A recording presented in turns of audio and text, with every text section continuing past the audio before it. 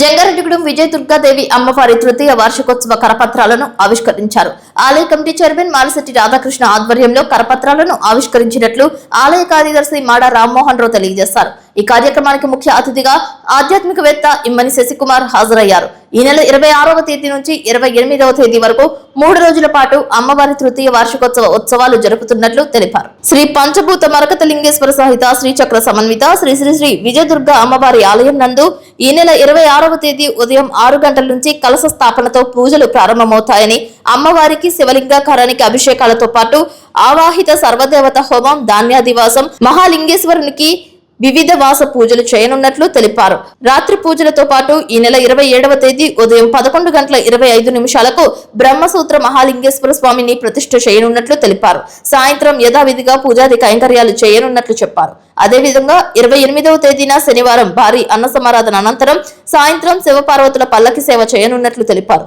భక్తులు ఈ పూజాది కార్యక్రమాలలో పాల్గొని అమ్మవారి స్వామివారి కృపకు పాత్రులు కావాలని కోరారు.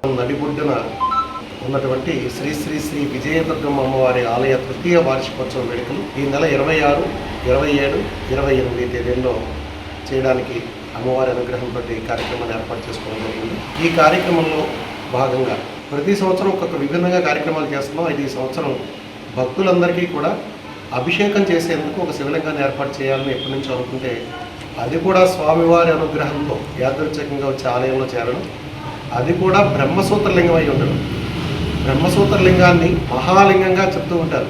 మహా అనేది విశేషం. ఇక్కడ ఆ గొప్పదనం ఏమిటి అంటే ఇంకా ఆ లింగాన్ని మించినటువంటి లింగం లేదు అని చెప్పడానికి మహాలింగేశ్వరుడిగా బ్రహ్మసూత్ర లింగాన్ని చెప్తూ ఉంటారు. అటువంటి బ్రహ్మసూత్ర లింగం యాదృచ్ఛికంగా ఈ ఆలయానికి రావడం, దానిని కూడా ఈ వార్షికోత్సవాల్లో భాగంగా ప్రతిష్ఠ చేసుకునే భాగ్యం కలగడం అనేది అదృష్టంగా చెప్పుకుంటూ భక్తులు ప్రతి ఒక్కరు ఈసారి అమ్మవారిని దర్శించిన తదుపరి అయ్యవారికి కూడా స్వహస్తాలతోటి మీరు తెచ్చినటువంటి ద్రవ్యాన్ని ఆయన మీద ఉంచి ఒక ఆనందం, ఇప్పుడు భగవంతుణ్ణి స్వహస్తాలతో అర్చిస్తే కలిగేటువంటి ఆనందం అందించనివ్వదు. కాబట్టి ఆ భాగ్యాన్ని భగవంతుడే కల్పించాడు. ఇది ఎవరో మన ఉద్దేశం, ఒక సంకల్పం మాత్రమే మంది, కానీ అది ఏ విధంగా ఎప్పుడు ఎలా జరగాలో అన్నీ కూడా భగవంతుడే నిర్దేశిస్తూ అమ్మవారు వెనకుండి మనల్ని నడిపిస్తున్నటువంటి చాలా తర్కణాలు ఈ ఆలయంలో మనకు కనబడుతూ ఉంటాయి.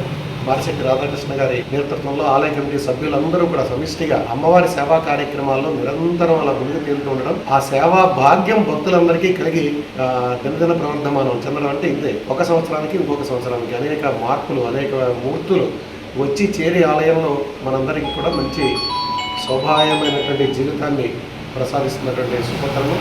ఈ టైంలో భక్తులందరూ కూడా ఈ 3 రోజుల పాటు విశేష కార్యక్రమాలు జరుగుతాయి. ప్రతి ఒక్కరు కూడా పాల్గొని ఒక శివలింగాన్ని ప్రతిష్ఠ చేసేటువంటి సమయంలో మనం ఆ ద్రవ్యాన్ని కనుక శివలింగం మీద పెడితే అది 7 తరాల పాటు ఆ పుణ్యం మనకి దక్కుతుందని శాస్త్రం చెప్తాం. కాబట్టి అటువంటి శివలింగ ప్రతిష్ఠా కార్యక్రమం వార్షికోత్సవాల్లో చేస్తున్నారు. కాబట్టి భక్తులందరూ కూడా 3 రోజుల పాటు జరిగే విశేష కార్యక్రమాల్లో పాలు పంచుకుని తరించవలసిందిగా సభక్తి పూర్వకంగా అందరినీ కూడా ఆహ్వానిస్తున్నాం. శ్రీమాత్రం.